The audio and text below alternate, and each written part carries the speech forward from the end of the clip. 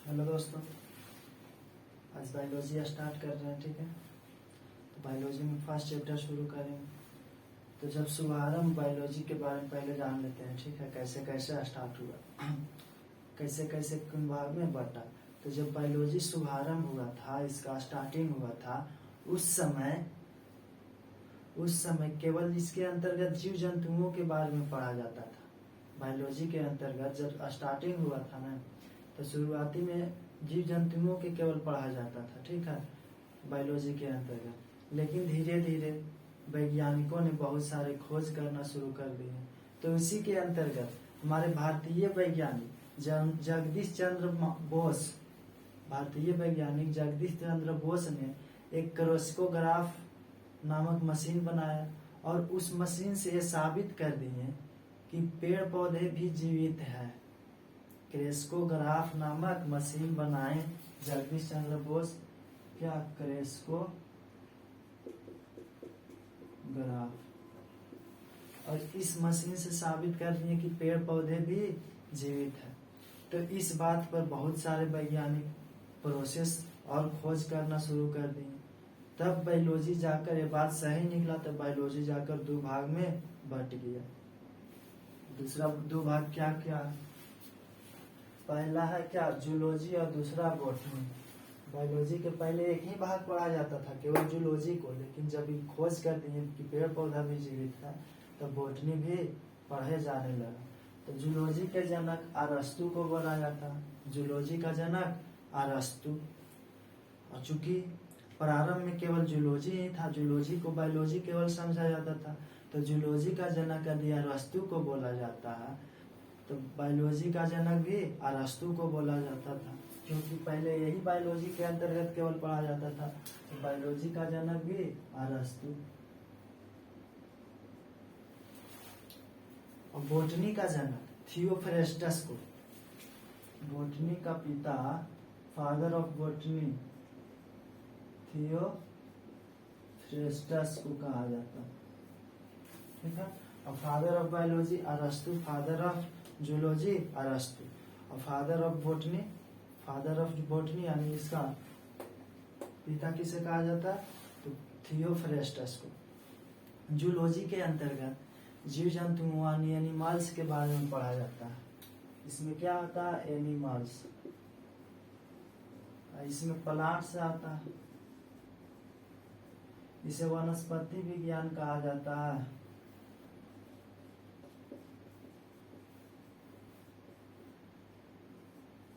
इसे जीव विज्ञान कहा जाता है।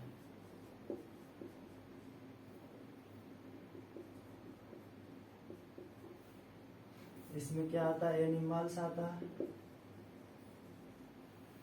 इसमें प्लांट्स आता है। वनस्पति विज्ञान में प्लांट्स यानी पेड़ पौधे आता है। ठीक है, और इसमें क्या आता है, एनिमल्स आता है, जानवर आता है। हम लोग आते हैं, हम लोग भी एक प्रकार के जानवर हैं। हाँ, वो और बात है कि यदि हम लोग की कोई शेर कह दे तो हम लोग खुश हो जाते हैं, और उसी के जगह पर और कुछ कह दे, सियार कह दे, कुत्ता कह दे, तो हम लोग के गुस्सा आता है। और कभी कभी गजब तो ऐसा हो जाता है कि जब कोई बोल देता है गुस्सा पिता में कि अरे हम शेर के बच्चा हैं, इस पर घमंड करता है कि हम शेर के बच्चा हैं। सोचो, सोचने वाली बात है कि शेर के बच्चा होने के लिए हमको ये नहीं समझ में आता कि उसके माँ जंगल गई होंगी कि शेर उसके घर आया होगा। बताओ, अरे गुस्सा है तो कुछ भी बोलेगा। खैर छोड़ी ये सब बात। तो कोई तो आया होगा दोनों में, तभी न हुआ होगा। ठीक है, तो जीलॉजी के अंतर्गत क्या एनिमल्स के बारे में, और बॉटनी के अंतर्गत में क्या पढ़ा जाता है, पेड़ पौधे के बारे में पढ़ा जाता है। ठीक है, अब यहाँ से बायोलॉजी को स्टार्ट करने के लिए दो रास्ता हमारे पास है। या तो हम जीव विज्ञान से जूलॉजी से कर सकते हैं, या तो बॉटनी से कर सकते हैं। ठीक है, तो हम जूलॉजी से करते हैं। ये जो होता है मूवमेंट कर सकता है, ये मूवमेंट नहीं कर सकता है। मतलब ये एक स्थान से दूसरे स्थान तक जा सकता है। कौन, एनिमल्स जो होता है जानवर, हम लोग एक स्थान से दूसरे स्थान तक जाते हैं। लेकिन ये जो पेड़ पौधा जो होता है मूवमेंट नहीं कर सकता, लेकिन हिल डुल सकता है अपने स्थान पर खड़ा रहकर। ठीक है, तो हम आगे करते हैं शुरू किसको, जूलॉजी को। तो इसको हटा देते हैं, जीव विज्ञान को शुरू कर देते हैं। तो जीव विज्ञान के पिता किसे कहा जाता है, तो अरस्तु को।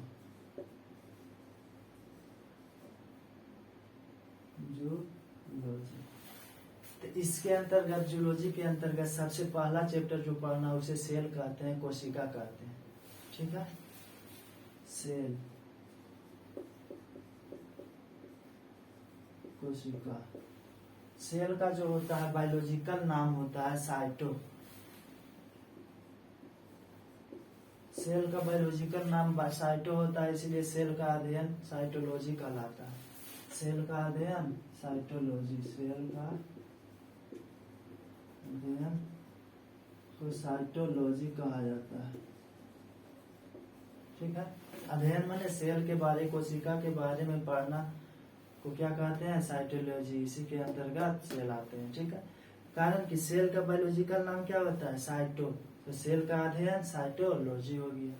ठीक है, अब कोशिका दो प्रकार के होते हैं, एक होता है मृत कोशिका, एक होता है जीवित कोशिका।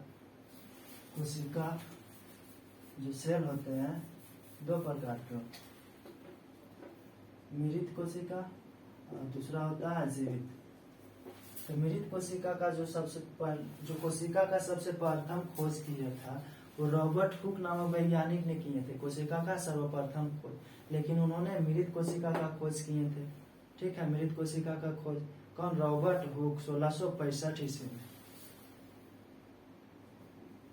रॉबर्ट हुक 1665 ईस्वी।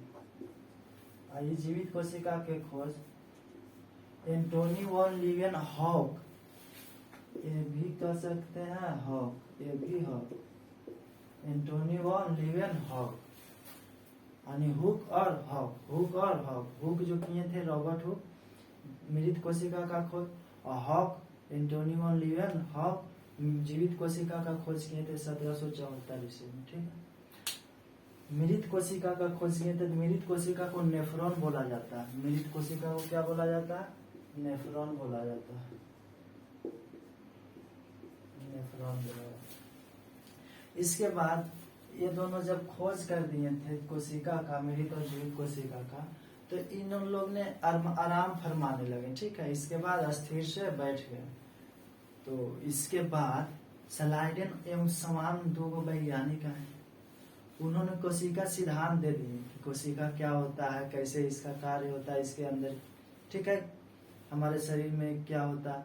तो स्लाइडेन एवं समान, स्लाइडेन एवं स्वान, ये दोनों वैज्ञानिक आए और कोशिका सिद्धांत दे दिए। और इन्होंने कहा कि हमारी जो पूरी शरीर है ये कोशिकाओं से मिलकर बना। स्लाइडेन एवं स्वान ने कोशिका सिद्धांत दिया और क्या दिया कि हमारे जो पूरी शरीर है ये कोशिकाओं से मिलकर बना, अर्थात शरीर की सबसे छोटी इकाई क्या है, कोशिका है। शरीर की इकाई क्या है, कोशिका, यानी सबसे छोटी इकाई। सबसे छोटी इकाई कहने का मतलब क्या हुआ, सबसे छोटा अंग नहीं, सबसे छोटी इकाई। अंग दूसरा हो गया, इकाई के मतलब होता है हमारे शरीर का वैसा अंग, तो वैसा अंग जो हर एक कार्य को कर ले, सबसे छोटी इकाई। ठीक है, जैसे कोशिका जो होता है, कोशिका ये अपने लिए पाचन भी करता है। ठीक है, पाचन करता है, ऊर्जा बना लेता है,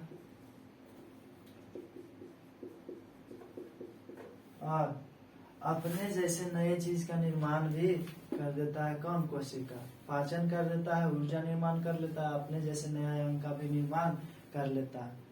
तो ये इकाई होता है, अपने आप में एक यूनिटी होता है। ठीक है, जैसे कहीं पे हॉस्पिटल में ले लें तो कहीं पे आँख का इलाज होता है, कहीं हड्डी का इलाज होता है, तो कहीं फेफड़ा का इलाज होता है, कभी कान का कहीं कोई हॉस्पिटल में इलाज होता है, स्पेशलिस्ट होता है। ठीक है, तो वो यूनिट नहीं हुआ, इकाई नहीं हुआ।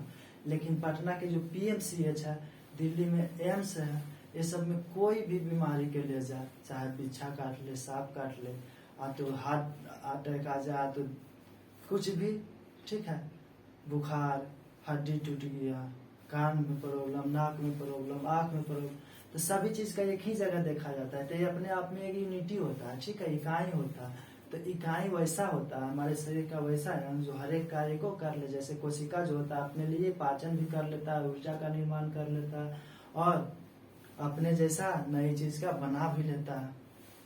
तो एक यूनिट होता है, न कि शरीर का सबसे छोटा है, इससे तो हजारों गुना छोटा RNA DNA हमारे शरीर में पाया जाता है, ठीक है।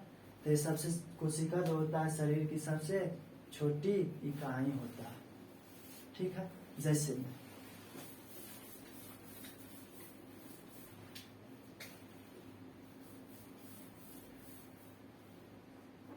कोशिका हो गया, ठीक है। जैसे कोई घर बनाता है तो उसमें ईटा लगता है, ठीक है। तो घर के लिए यूनिट क्या हो गया, ईटा हो गया, बहुत जरूरी होता है। लगने के तो और कुछ लगता है, सीमेंट, बालू, लेकिन जिसका सबसे महत्वपूर्ण योगदान होता है उसी के दुनिया याद रखता है। तो घर के लिए इकाई क्या हो गया, ईट हो गया। ईट से क्या बन जाता है, दीवार बन जाता है। अगर समान ईट को सजाएंगे तो दीवार। इसी प्रकार से कुछ डायरेक्ट कोशिका से शरीर नहीं बनता है, कोशिका से जब समान कोशिका को सजाएंगे तो उत्तक बनेगा। क्या बनेगा, टिश्यू, उत्तक यानी टिश्यू, ठीक है। और जब समान ईट को सजाएंगे तो क्या बनेगा, दीवार। समान ईट को सजाने पर नहीं बनेगा दीवार। अगर कहीं एक ऐसा दे दें, एक ऐसे दे दें, एक ऐसे ईटा दे दें तो ये दीवार बनेगा नहीं। इसके लिए समान ईट को सजाना होगा, ठीक है। तो उसी प्रकार से समान कोशिकाओं के समूह को टिश्यू कहा जाता है, उत्तक कहा जाता है। जब समान कोशिकाओं को सजाया जाता है तो उत्तक का निर्माण होता है। समान ईट को करने पर क्या होता है, दीवार बनता है। अब दीवार को सजाने पर 2-3 वो दीवार जोड़ दिया तो कमरा बन जाएगा, ठीक है। उत्तक को सजाने पर अंग का निर्माण होता है। कमरा को मिला दिया जाए तो घर का निर्माण हो जाएगा।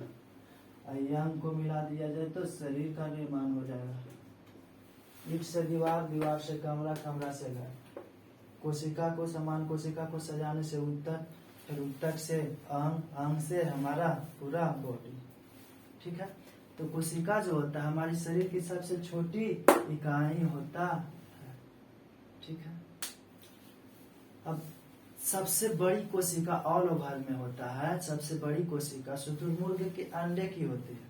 शुतुरमुर्ग के अंडा जो होता है, नारियल का जो डोभी होता है ना, उतना बड़ा होता है, ठीक है, शुतुरमुर्ग के अंडा। तो सबसे बड़ी कोशिका जो होता है शुतुरमुर्ग के अंडे की होता है। सबसे छोटी कोशिका होता है माइकोप्लाज्मा की कोशिका। बड़ी होता है शुतुरमुर्ग के अंडे,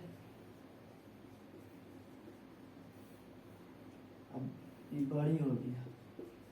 और छोटी जो होता है माइकोप्लाज्मा,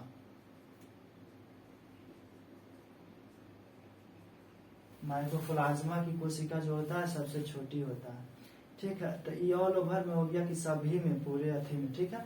लेकिन मानव के लिए अलग से, मानव में क्या होता है, मानव के अंतर्गत क्या क्या आता है, जैसे मेल फीमेल, ठीक है, पुरुष और महिला। मानव, तो मानव में जो होता है सबसे बड़ी कोशिका, बड़ी ओवम होता है। ओवम यानी अंडाणु, अंडाणु होता है, ठीक है, जो फीमेल में पाया जाता है। मानव में सबसे बड़ी कोशिका ओवम होता है, अंडाणु होता है। कहाँ, किस में पाया जाता है, ओ फीमेल में पाया जाता है, जो मासिक चक्र के समय क्या होता है, एक्टिव होता है, ठीक है। मासिक चक्र जो महिलाएं में चलती है उसी के समय अंडाणु क्या होता है, एक्टिव होता है। तो ये रिप्रोडक्टिव सिस्टम में पढ़ना है तो उसमें पढ़ेंगे, प्रजनन चैप्टर में, ठीक है। और सबसे छोटी कोशिका जो होता है मानव के शरीर में,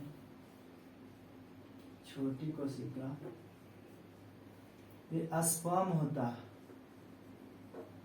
यानी शुक्राणु इसका हिंदी होता है, जो किस में पाया जाता है, मेल में पाया जाता है, इसके लिए कोई मासिक चक्र नहीं, इसका अपना चक्र चलता है, जब मन करे चला सकता है, शुक्राणु के लिए, स्पर्म के लिए। ठीक है, तो ये मेल में पाया जाता है, हम लोग में पाया जाता है।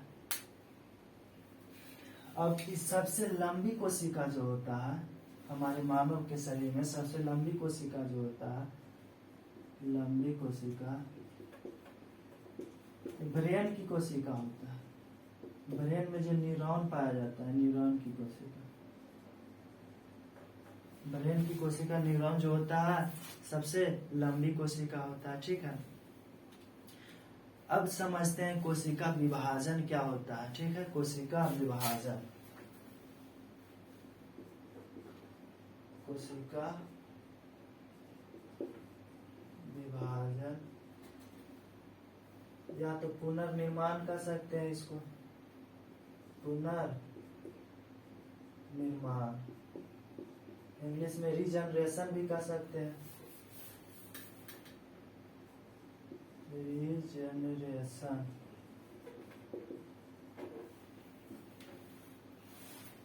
कोशिका विभाजन और पुनर्निर्माण मतलब कि जब कोई यहाँ पे हम कोई मारेगा लाठी से या तो जख्म हो गया, ठीक है, तो वो कोशिका यहाँ पे मर जाएगा, उसको क्या होगा, पुनर्निर्माण, वो कोशिका से फिर नया कोशिका बनेगा। ठीक है, इसके जगह पे, तो उसे पुनर्निर्माण कहते हैं, रीजनरेशन कहते हैं। ठीक है, एक जनरेशन से दूसरे जनरेशन बन जाता है।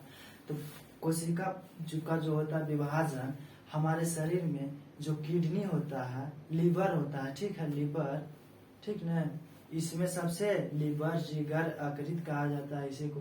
तो इसमें सबसे जो होता है लेफ्ट राइट साइड होता है दाहिनी और लीवर, जिगर, यकृत, इसमें सबसे ज्यादा क्या होता है, कोशिका का विभाजन होता है।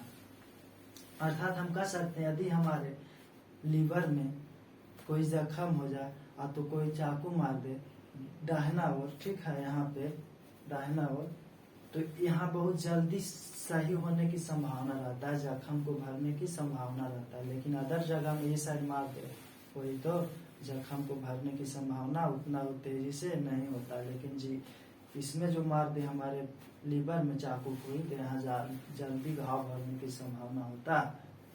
तो सबसे तेजी से कोशिका का क्या विभाजन कहाँ होता है, पुनर्निर्माण कहाँ होता है, तो लीवर में होता है। ठीक है, और सबसे कम जो होता है कोशिका विभाजन हमारे ब्रेन में होता है, न्यूरॉन की कोशिका सबसे कम विभाजन होता है। ये जो न्यूरॉन के अभी कोशिका बताए थे जो सबसे लंबी था, ठीक है, किसका, न्यूरॉन, कहाँ, ब्रेन में, ये हमारा शरीर में सबसे लंबी कोशिका, इसका जो होता है सबसे कम होता है कोशिका विभाजन, होवे नहीं कहता है। कह सकते हैं कि इसी क्वेश्चन पूछता है कि जन्म लेने के बाद कहाँ जो होता है कौन कोशिका का विभाजन नहीं होता है, तो जो न्यूरॉन होता है उसका कोशिका का विभाजन नहीं होता है जन्म लेने के बाद से, कभी उसका विभाजन ही नहीं होता।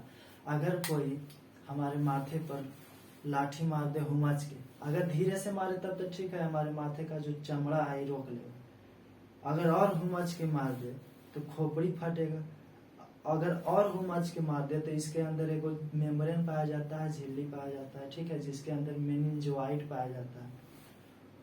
क्या पाया जाता है, अगर कोई मारेगा लाठी से हमारे सर पर, ठीक है, तो पहले तो चमड़ा रोकने का कोशिश करेगा, अगर और जोर से मारेगा तो इधर चमड़ा फट जाएगा। खोपड़ी रोकने की कोशिश करेगा, खोपड़ी जो, ठीक है, अगर और जोर से मार देगा तो कहाँ चल जाएगा, मेम्ब्रेन पाया जाता है, झिल्ली है वो, ठीक है, जिसमें क्या पाया जाता है, मेनिंजोइड पाया जाता है। ठीक है, अगर ये डिस्टर्ब हो गया तो भेजा खत्म हो जाएगा, न्यूरॉन खत्म हो जाएगा, जिसका फिर पुनः निर्माण नहीं हो सकता है। कहा कि यहाँ पे कोशिका विभाजन होता नहीं, तो क्योंकि मेनिंजाइटिस नामक एक बीमारी हो जाता है, मेनिंजाइटिस नामक बीमारी हो जाता है, ठीक है, जो काफी डेंजर होता है। तो यदि हमारे शरीर माथे पर कोई मारे लाठी से धीरे से तब तो ठीक है, यही रोक लेगा। अगर और जोर से मार दे तो खोपड़ी फट जाएगा, और जोर से तो मेम्ब्रेन जो होता है, झिल्ली होता है, जिसके अंदर सभी न्यूरॉन के भाग भरा होता है, ठीक है, वो फट जाएगा। अगर वो डिस्टर्ब हो गया मेनिंजाइटिस तो मेनिंजाइटिस नामक बीमारी हो जाता, ठीक है। तो आज के लिए इतना है। अब आगे पढ़ेंगे कोशिकांग, कोशिकाओं के अंग, कोशिका के अंग के बारे में पढ़ेंगे कि कोशिका के अंग क्या क्या होता है, कैसे काम करता है, ठीक है। तो चलिए आज के लिए इतना ही, आगे हम पढ़ेंगे अगला दिन कोशिका के अंग, ठीक है।